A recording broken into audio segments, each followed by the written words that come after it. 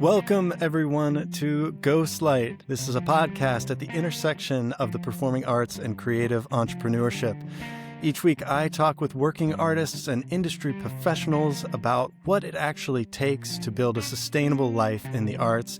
And today, I am thrilled to welcome Vanessa Morosco of the American Shakespeare Center. Vanessa, welcome. Hi, Benjamin. I'm so happy to be here with you. You are a multi-hyphenate artist, administrator, educator. For someone that you are meeting for the first time, how would you describe what you do? I love that. That's actually a really hard question, as I think it is for a lot of creatives. The more we work at the intersection, the more I feel I sort of live in the hyphen. I would say, so my title right now is I'm the executive artistic director of the American Shakespeare Center, which is a place I love dearly and have been a part of contributing artistic work here since early in my career, as well as receiving a lot of opportunities for artistic growth. So it's a wonderful way to give back. But I think, my degree is actually in philosophy and I have a master's degree in ethics. So I would say I'm always working at the intersection of something. I love engaging with big ideas and bringing a community together. So I can't think of anything better than to run a nonprofit theater. Absolutely, absolutely. And American Shakespeare Center is near and dear to my heart. I'm very proud of my time spent there and all the work that you do. So tell me, where do you feel the most momentum right now at the moment? I think what's really exciting at the American Shakespeare Center is because, as you very well know, Benjamin, and you've contributed a lot of the work that still lives on the stage today, we practice in shared light. So the lights never turn off on an audience.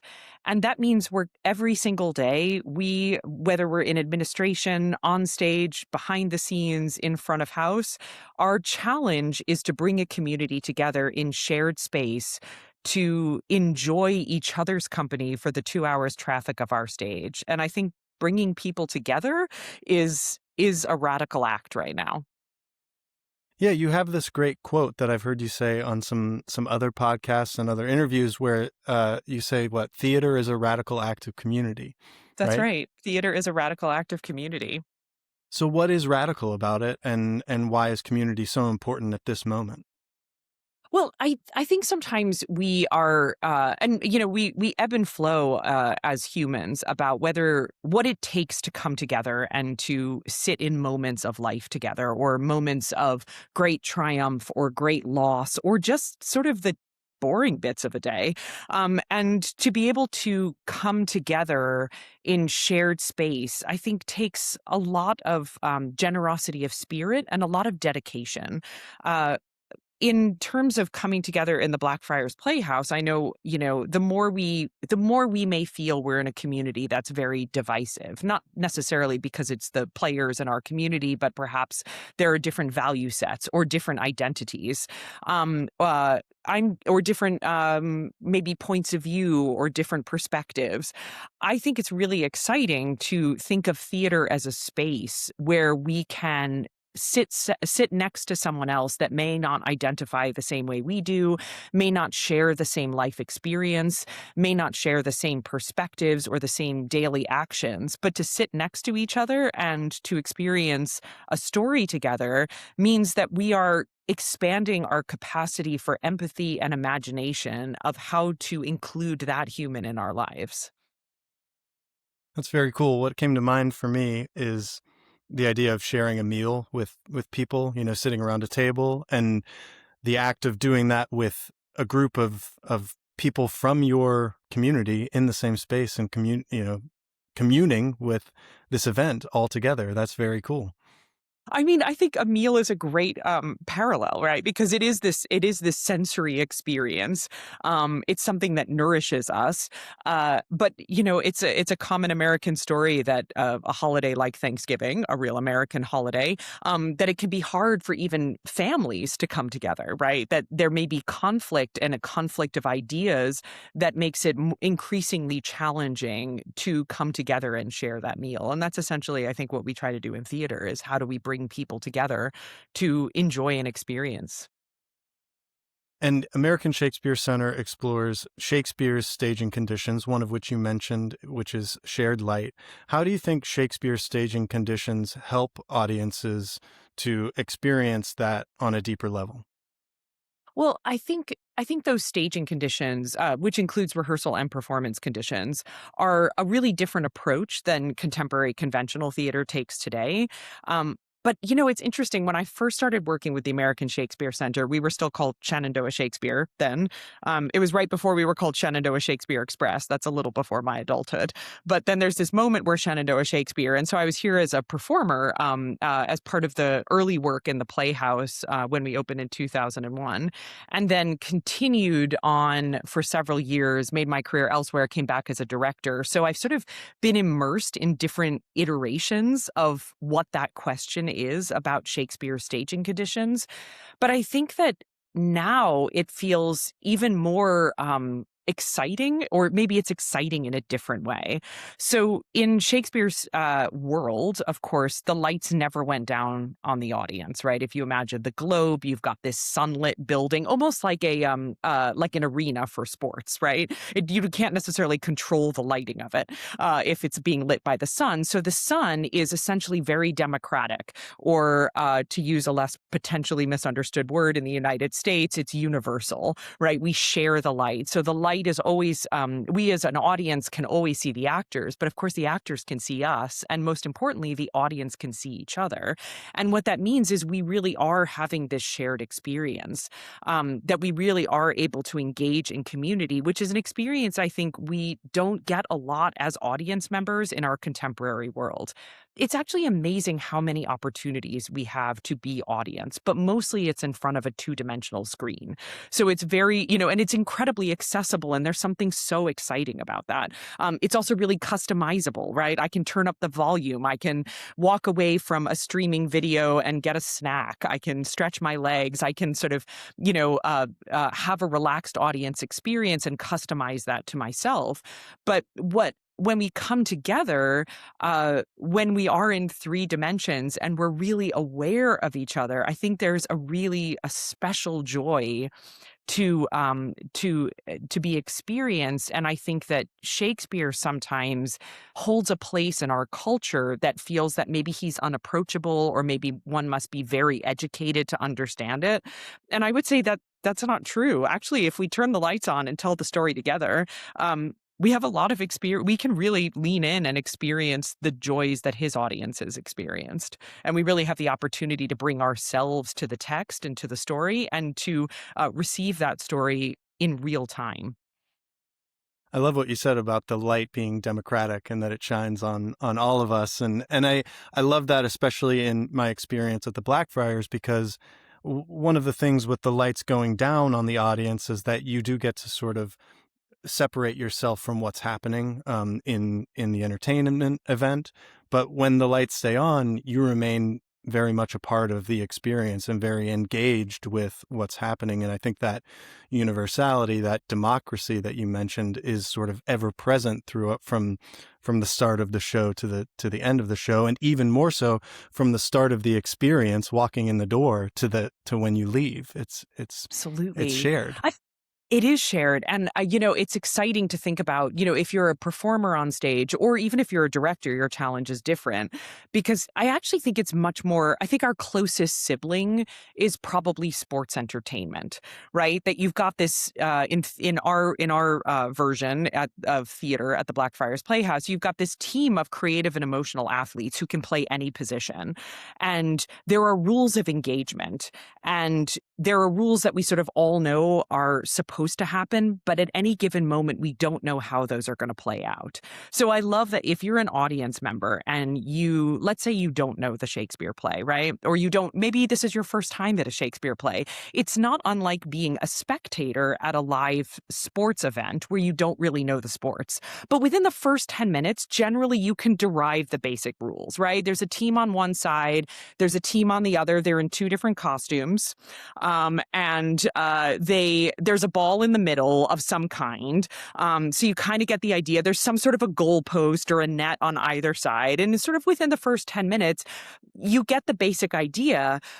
and you kind of derive the rules, but at any given moment, you don't exactly know how the rules are going to play out. And that's what makes it really exciting. And the more you know about, say, the particular sports event or the game or the teams, the more you watch and the more nuanced details you see about how those rules of engagement are being played out. And even if you don't know a lot, you still enjoy yourself. Absolutely. Yeah, absolutely. And you're invited in because of the shared lighting and the shared experience, and Yeah, specifically also the ASC does the pre-show music, and so there's that's right. engagement happening really from the top of the experience to the tail. That's right. I mean, music is a huge part of what we do, and what I love about it is that it helps sort of, just as we're dismantling the fourth wall of theater, right? That sort of invisible barrier that we most conventional contemporary theater puts up by turning the lights off on the audience and sort of asking them to be voyeurs or spectators or observers of an experience. I think that a lot of our actors are actor musicians, and they begin every process, every experience with music that is recognizable to your ears. So just like Shakespeare's audience would have been familiar with the tunes that happened throughout the show and the musicians that might have been playing in and around the experience, that they would have been contemporary to Shakespeare's audience's ears. Our music is contemporary to our audience's ears. And it's a wonderful way, I think, also to start to create those rules of engagement, right? It gives an actor a chance to not only show off and be this like superstar and create this extraordinary music and this really fun, entertaining moment, but technically, it also gives an actor an audience and moment with the audience outside of the responsibility of narrative to start to get to know who their unrehearsed scene partners are that evening or that matinee, right? That we've invited these people in, but we haven't actually rehearsed with them, but we may be directly engaging with them. I mean, if you're Hamlet, you're not going to be speaking your soliloquy to the ether. You're actually going to be asking a very, very vital question of someone in the audience of to be or not to be, and getting the moment to sort of establish that relationship outside of the responsibility of narrative, I think is an incredible experience. It's also a great experience for the audience because it sort of sets the tone. And it also, I mean, I think when we do our job really well with that pre-show music, we're helping the audience come together themselves because in a way they're all strangers, but they do have something in common. They all bought a ticket to the show. So they've all sort of consented to be there, but they haven't necessarily enthusiastically consented to sit next to the other person. And Right. I'm fascinated by this because I watch audiences a lot. I've been watching audiences for years. And, don't get me wrong. Like, I mean, actors are amazing and I love watching their plays, but I sometimes find myself watching the audience even more. I sort of like watching the space between, like, what is the energy happening between an actor and an audience member? And when I observe audiences, especially in the United States, because I travel a lot and have had experiences of audiences around the world. But when I really look at the United States, there's something I see as a repeated pattern. And that's that we in the US seem to style police each other in an audience. Like a classic moment is if, someone is rustling something or fidgeting in a way that feels too much for another audience member, they might shush them. So there is this kind of style policing of how one should behave. And we do this to each other. And I think that that opportunity of music is an opportunity for an audience to get to know each other and increase their comfort level with a multiplicity of responses. So that how do we create an experience where somebody might sit next to me and behave differently, respond differently than I do? And can that be part of the joy of being in the audience that I have, as opposed to only thinking of it as disruptive to the experience that I expected to have? Tell me a little bit about how you approach the value creation for the audience, um, and what forms that takes. Because obviously there is the product of the show, but then there's all kinds of these other tangential value creation things that happen, like the interaction between audience members, the lobby, everything else. So how do you approach that from sort of a structural standpoint? Well, I think we're always looking, it's such a good question, right? Because sometimes when we talk about theater, we only talk about the play, right? The product, if you will. And I think what we're actually doing is curating an experience, right? And the experience starts from your very first point of entry. And your first point of entry might be coming through the lobby doors. It might be going onto our website. I mean, I don't know, any donors out there, because our website needs a big overhaul, and that's a huge financial undertaking, right? Like any business that moved from analog to digital, and there are a lot of them out there, have to consider that. And we're always, as a nonprofit, you're basically calculating risk and making choices of not necessarily what do I want to grow or improve or shift or change or reimagine, but it's often when. I actually think the whats are really easy. The whens are a lot harder because, we can come up with 100 good ideas a minute. I mean, Benjamin, I know you can. So, but what is the when? What's the order of priority? So we consider a lot like, what is your first point of entry? And then how do we take you on a journey? And it might be that your journey is to come in the doors, sit in the beautiful Blackfriars Playhouse, be greeted by an usher who can identify you as it's your first time. We take some strategies with that. We often will put a welcome card on a patron seat that welcomes them for their first time at the Playhouse and this world famous space. But here you are, and you are welcome. It also helps our ushers identify that it might be your first time, and how can we help support you and know where you're going, especially if you're sitting alongside somebody who just knows everything, right? How do we bring you into our community? Um, and then uh, and then as the actors come on stage with music, again, it's that sense of kind of warming up a crowd, right? Kind of dismantling that, if you felt you were not a part of this, this is your invitation to know that you're a part of it. And through the course of the experience, I hope that it expands an audience member's uh, capacity to take in each other and take in the actor, right? It's interesting in theater, we talk a lot about consent based work. And it's certainly a model that we operate on here at the ASC. And, in consent based work in theater, we're often talking about moments of heightened intimacy or emotions or physicality that these plays ask us to engage in, right? Because no one goes to see a play to see somebody on an ordinary day.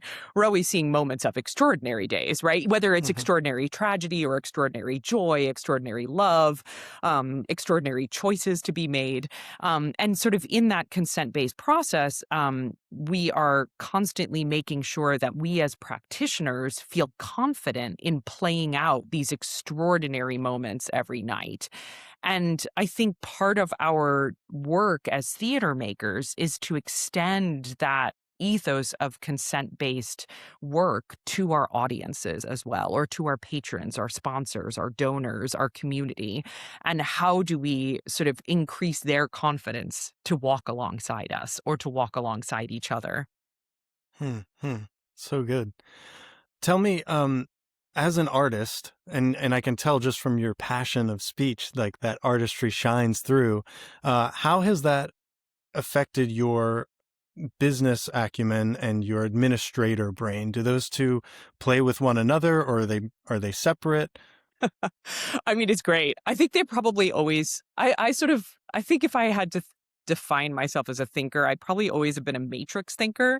Like, I mean, and maybe it's why I was attracted to ethics as my master's degree, is I really love living in the question, right? I love asking difficult questions and not necessarily expecting a simple solution. But I think that, we culturally have sort of said that if you're artistic, you can't do sort of the administrative decision making or maybe even like the financial side. And if you have the financial brain, you can't do the other side. But I would say I just don't know that that's true. I think that's a false division. I think that there are many people among us who thrive doing both. And I think my responsibility at the ASC, and something that really excites me as somebody who is leading a theater, is to always work to align artistic and financial strategies. So, I think that the exciting part is, numbers can be very emotional.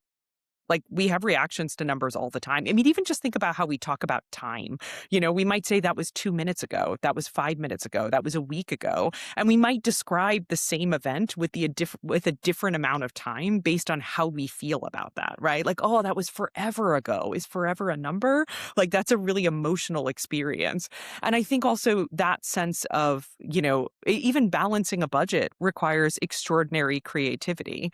And similarly, thinking artistically often requires a lot of planning, right? You're planning within a timeline. Like, when you direct a show, another way to look at that is you're a project lead. And everyone comes together on the first day of synchronistic work, which is we call the first day of rehearsal. And we have X number of hours to complete that. And then we have a deadline in which it's due. And that deadline we call opening night. And it's a very, very difficult deadline to shift because it's not an internal one. Like, you can't say, can I get that to you tomorrow morning? I'm so sorry, audience members, I'm not quite ready. Whereas we can Right. shift internal deadlines sometimes like that, but the agility to shift that one's really hard. And so I actually think that both artistic and administrative skills require a blend of both. And it's really exciting when we empower our teams to be able to work at that intersection. There's so many folks that work primarily in administration at the ASE that have degrees in Shakespeare and performance. I mean, it's very rare that you come to work for a nonprofit and don't love the world of nonprofits or what the nonprofit does. I think it's only subsequently that we tend to silo it. And I'm often curious if that comes out of some of the responsibilities that we have as businesses in the contemporary world. Accounting, for example, it's a very when we create different departments and different structures in order to do responsible accounting, which we definitely should do. It's a very siloed experience, right? You sort of have to stay in your lane. This revenue gets classified as earned. This revenue gets classified as contributed. But when we think about that, that's a process of accounting that is actually talking about a human experience. So if we take earned and contributed revenue, which is what a nonprofit always needs to balance, then we can actually identify that could get rooted in one person, right? If I purchase a ticket for a theater, I am now classified as earned revenue. But let's say I also want to donate some money to that theater. Well, now I'm classified as contributed revenue. And I think if we let accounting lead our organization's relationship to that human ends up having a very divided experience, and it's hard for them to deepen their relationship.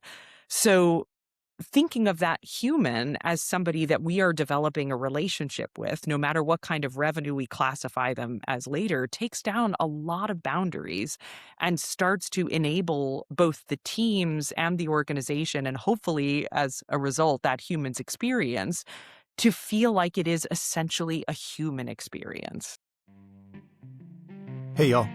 If you're enjoying this conversation, I want to invite you to be a part of what we're building.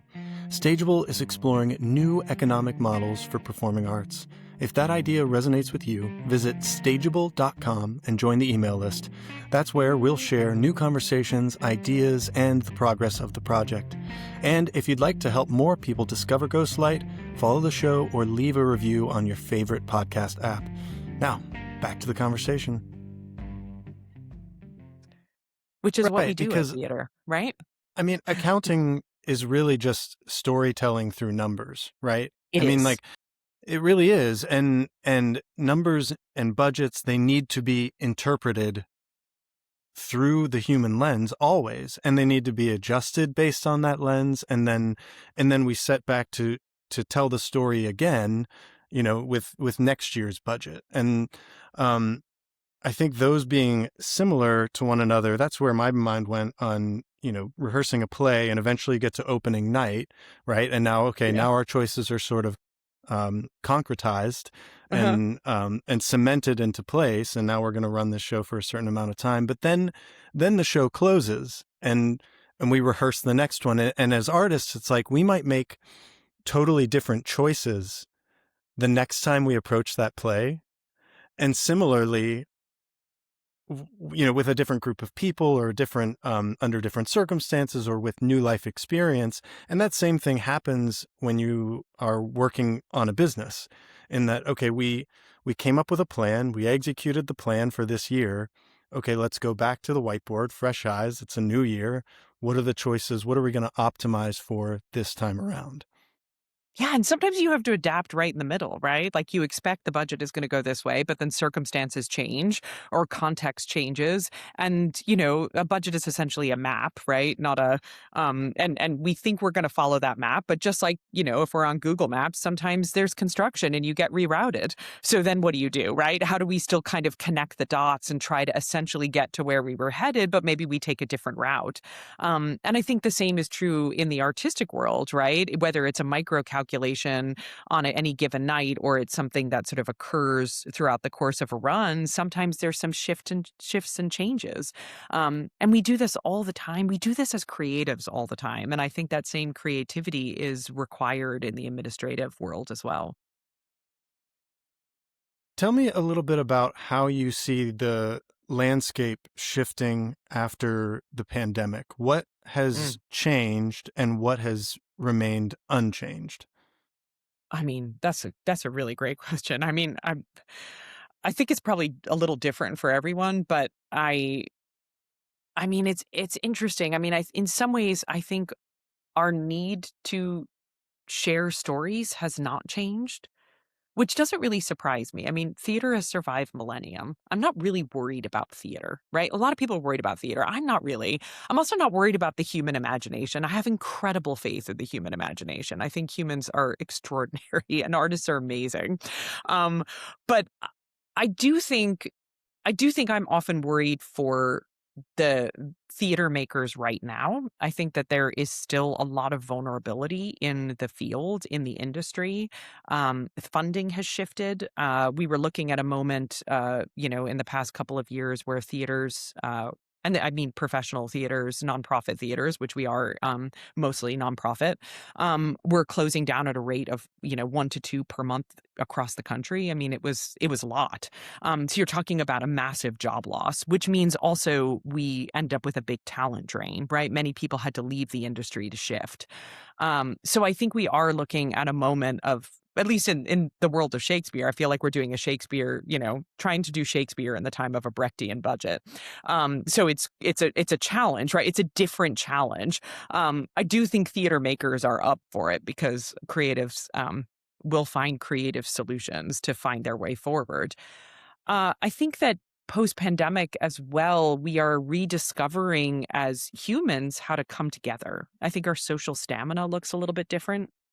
Our um, our willingness to sort of be together, to share space together. I think that we're finding some differences there in terms of what we get out of it, whether we find that exciting, exhausting, whether we want to do it all the time or only a little bit. I think a lot of people have learned that about themselves. Yeah, yeah, absolutely. I find that in the businesses that I run, that the landscape is ever evolving and you kind of constantly have to be ready to meet people where they are and craft the experiences around their preferences, which, just like the markets, are ever changing. Their preferences are changing all the time, I and know. at rates now that feel very, very quick. And and it Yeah. Yeah. I mean, time is emotional. does it feel to you like the arrival of artificial intelligence, which everybody's talking about Yeah. constantly, is that another kind of pandemic type tentpole in the landscape of the creative world? And if so, is it pushing us in a good way or a bad way?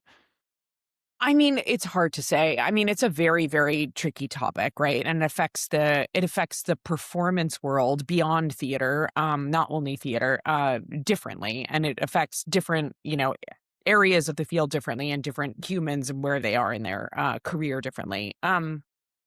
It's interesting. I think like whenever we face one of these huge changes, whether it's the industrial revolution, right? That that changed theater a lot in terms of what we expected out of an experience, where our budget investment would go in terms of mechanical items. I mean, when we first had gas lights, right, that changed theater.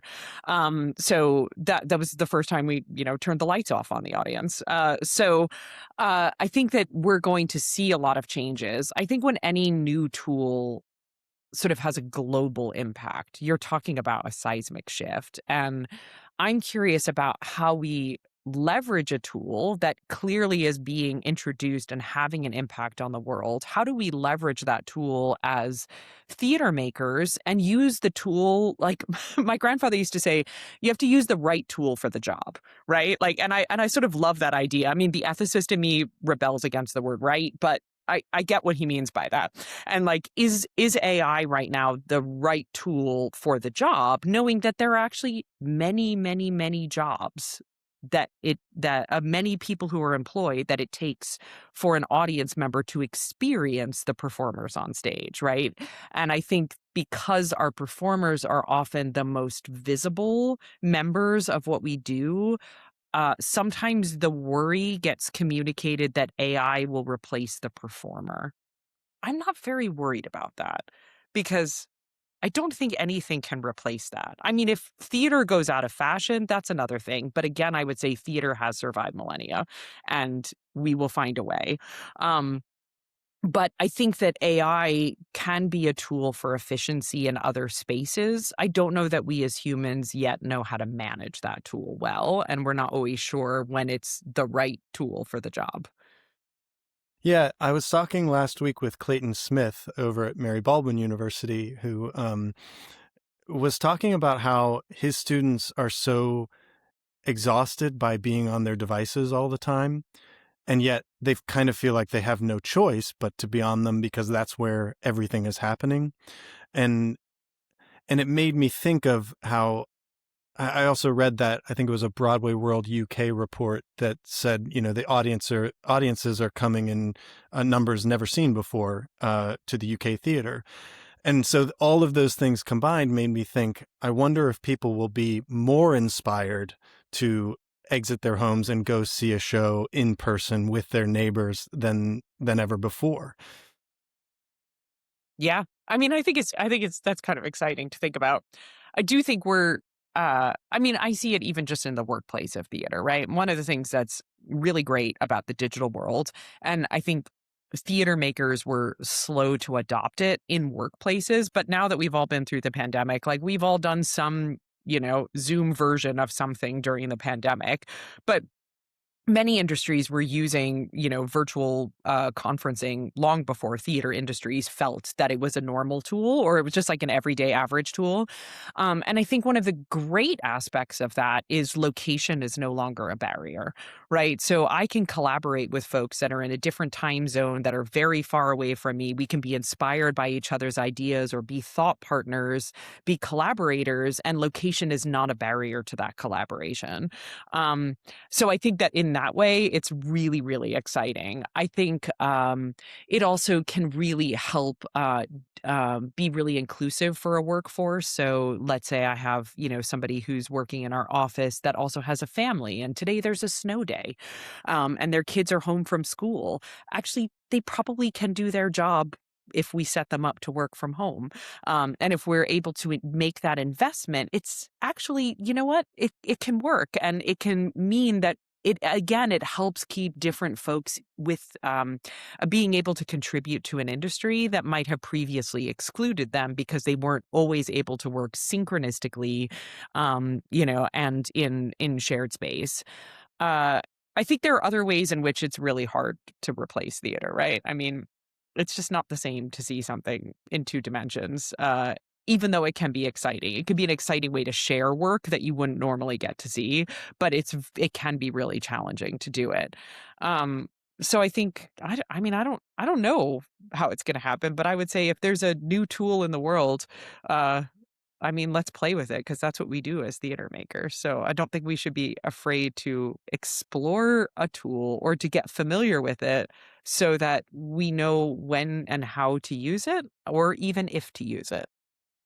Yeah, absolutely. And I think that's the thing that I see is that we kind of drew back as theater artists after the pandemic because we were forced into a digital engagement that I think most people weren't ready for and didn't really want to do anyway. And so then when we were able to get back together in person, we sort of put all of the tech away and said, we don't need to touch that. Let's leave it in the closet, Yeah. right? Yeah. Which makes complete sense. Like I totally understand that as a theater maker myself, right? And the technology can be so infuriating. But anytime I think about it, I think about, even this moment right now where you and I sitting down and having a coffee together in person is absolutely a higher value event than having a podcast where I'm in one location and you're in another. But it also lowers the barrier of entry in such a way that it makes it so much easier for us to have this conversation. And there's no travel time. There's no, the commitment is so much lower. And so it just makes me recognize as an artist that and it's exactly what you said, is that these are not the same. They're different. They're different forms, different formats, different audiences, and different forms of engagement. And as a theater artist and just an artist in general, I get really excited at the idea of like, well, how could we use it in order to leverage our art in new ways? Well, I mean, I love that. I mean, I would say one thing that you and I are doing right now is if we sat and had a coffee together, we wouldn't have been able to invite all the people to coffee who are maybe with us right now listening. Yeah. I also can see, I mean, I do think sometimes it brings up interesting diversity issues. Like you have a great mic. I'm in historic downtown Stanton where we can't get fiber optic Wi-Fi, right? We can't get like really good Wi-Fi. So I might freeze a bit, right? So it's also interesting because it is an invitation into personal space in a way of what that's like. And I think the pandemic brought that up a lot. I think it gave us windows into different people's homes, right? Suddenly we were letting people into homes. I know in the ballet world, which is a world I was trained in, it became an enormous concern and conversation because we suddenly realized that, if somehow we could continue to train as dancers in our own spaces and connect virtually, suddenly it revealed how big one's space was. And that looked really different than a studio that everyone could come to, especially if you imagine I was living in New York City at the time. So you're talking about some very small spaces that artists are living in. And so that was a really interesting peek into people's worlds.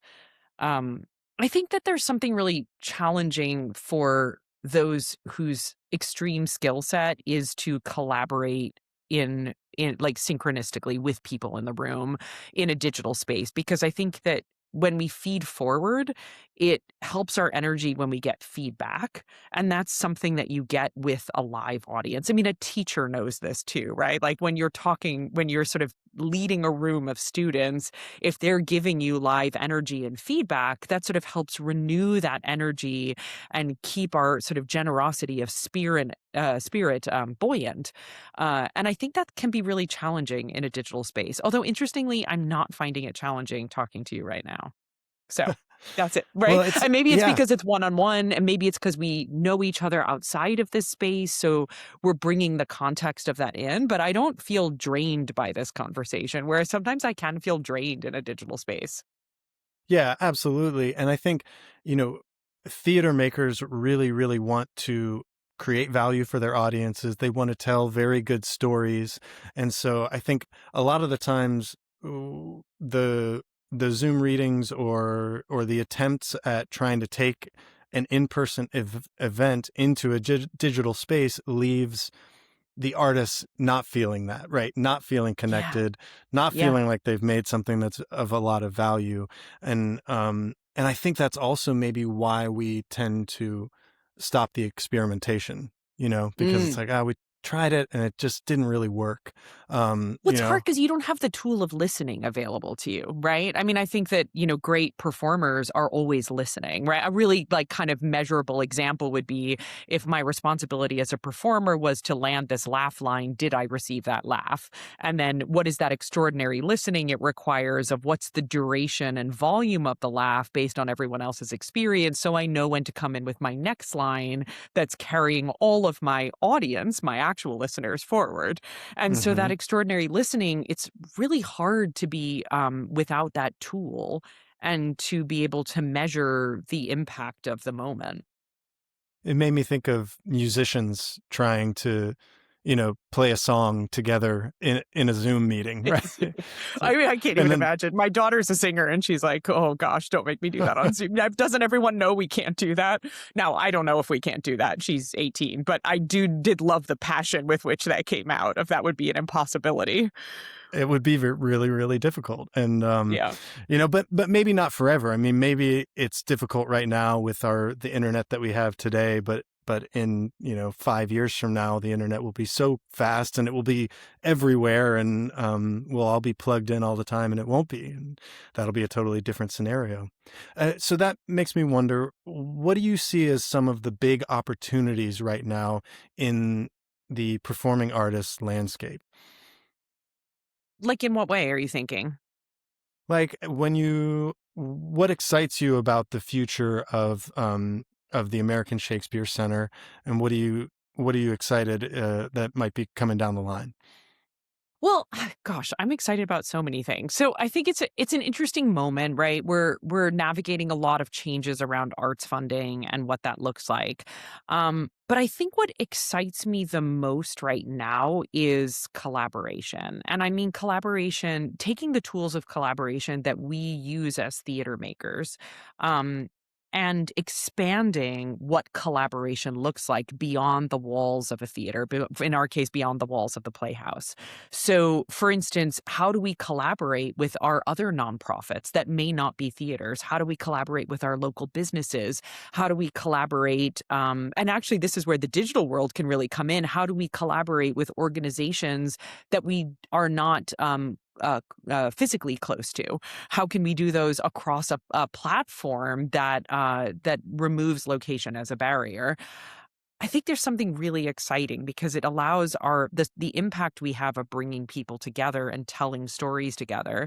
It allows us to expand beyond the narrative and tell stories with other groups that are also doing exciting work and serving a community in some way. I mean, one of the things I love about a nonprofit is that we're mission oriented, right? It doesn't mean we're not still a business, and we're a professional nonprofit, which means all of our employees, including our actors, are basically making their paycheck, right? That is how they earn their livelihood in society, as opposed to a community theater, which also has great value. But perhaps that paycheck is happening elsewhere. But as a mission oriented business, not unlike SPCA or Habitat for Humanity, right? Part of our responsibility is to serve a local community. And so I think it's really exciting to figure out how to engage a local community in those exciting collaborations.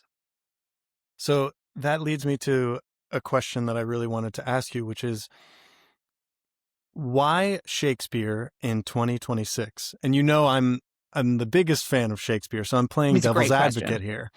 Yeah, it's a great But question. what I mean, it's always worth asking. Yeah. Yeah. So what do you think? Why is he as important today? Why are his works, what are they speaking to us in a modern context?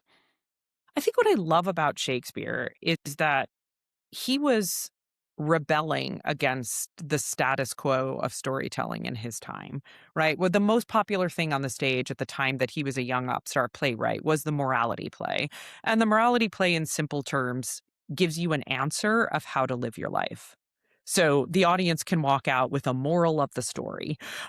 Here is sort of the prescriptive to have a better life, whatever that means in that play to you. What I love about Shakespeare is he leaves us with more questions than answers. His plays allow us to delve into human conditions that are recognizable, even if the scale is not something we've experienced before. They're very recognizable human experiences, and uh, but he doesn't make it neat and tidy at the end. So there is no prescriptive behavior. It's really bringing us together to ask bigger questions together. And I can't think of anything more exciting than that. I would say there are a couple other reasons I think Shakespeare is exciting. One is that he's had an enormous impact on especially English language culture. And so if you're he's created the amount of impact he's had has created blueprints for how we tell stories. And if we want to either tell stories according to that blueprint or change the map entirely, then feeling that we know what that is a huge part of that. And I'd Hmm. love everyone to claim Shakespeare as their own, either because they want to do that or they want to change it. And I think that that's also exciting. The other thing, there's so many things that excite me about it. The other thing that I think is super exciting about Shakespeare is that a combination of the sort of scripts that we have from the time, as well as what we know about the business model of the time, means that they're ultimately collaborative. So he often wrote in collaboration. Sometimes the scripts are compiled from different actors' roles, right, from their cue scripts or their portions of the play that were put together. So I think all of his plays actually invite collaboration, and that's actually true from a business model today, right? Because they're in the public domain, they're not currently honoring a living playwright who definitely deserves to be compensated for their time. He's been dead for over 400 years. He'll be fine. So what I love is that I think his plays invite us to bring our full collaboration to them, whatever that means to us. I don't think that they tell us you must perform it this way and an audience must receive it in this way. I think the plays really invite us to bring our full selves, both as theater makers and as audience members, to the work. I love that. It's so good. It made me think of it's now in the public domain, which means it now has It transferred belongs to from us. it belongs to us. Yeah, it is ours and ours as in all of ours. Yeah. Um, And whoever we are, and if the we is different in your community than in someone else's community, it still belongs to you. yeah, yeah, very cool. Theater is a radical act of community. It is. Thank you for saying that. I appreciate that. If someone had never been to the Blackfriars Playhouse, why should they go and see a show this season, Vanessa? Oh, my goodness. Because we have an extraordinary team of creative and emotional athletes that are not doing just one play, but 3 plays. So think of it as 3 different games, and they can play any position. And when you walk into that space, you are walking into the first ever recreation of Shakespeare's Playhouse, and Shakespeare is for us. Love it. Well, and so will you drop a little bit of marketing for us? Where can people Yeah, you bet. find you? You bet. Okay. So we are in Stanton, Virginia. Um, Blackfriars Playhouse, American Shakespeare Center, americanshakespearecenter.com. And right now in our spring season, we are performing Twelfth Night, Hound of the Baskervilles, and we're just about to open in partnership with Expand the Canon, Bold Stroke for a Husband.